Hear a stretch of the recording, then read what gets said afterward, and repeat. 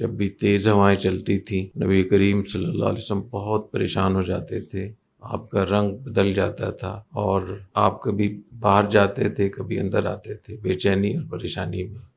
تو رحمت للعالمین صلی اللہ علیہ وسلم بھی ایسے موقع پہ اتنے پریشان ہوتے تھے، اتنی توجہ اللہ کرتے تھے، تو ہمیں بھی اس موقع پہ استغفار کا اہتمام کرنا چاہیے اور اللہ تعالیٰ کی طرف متوجہ رہنا چاہیے، اللہ سے پناہ مانگنی چاہیے۔ اللہم انی اسألک من خیریہ خیر ما فیہا و خیر ما امرت بھی، جو تیز ہوائیں چل رہی ہیں اس میں جو اللہ نے خیر رکھی ہے، اس کی خیر یا اللہ مانگتے ہیں، اور اس کے اندر جو خیر ہے اور جس خیر کو لے کر یہ آ رہی اس کو حکم دیا گیا ہے، یعنی ہوائیں یہ بھی اللہ تعالیٰ کے لشکروں میں سے ایک لشکر ہے۔ وَلِلَّهِ جُنُودُ السَّمَاوَاتِ وَالْأَرْضِ، اللہ کے لشکر تو بہت ہیں، وَمَا يَعْلَمُ جُنُودَ رَبِّكَ إِلَّا هُوَ، تو اللہ کے لشکروں میں سے ایک لشکر ہوا بھی ہے، اور جب ہوا چلتی ہے تو اس کو کچھ حکم ہوتا ہے، خیر کا بھی حکم ہوتا ہے اور عذاب اور شر کا بھی حکم ہوتا ہے، تو خیر مانگنی چاہیے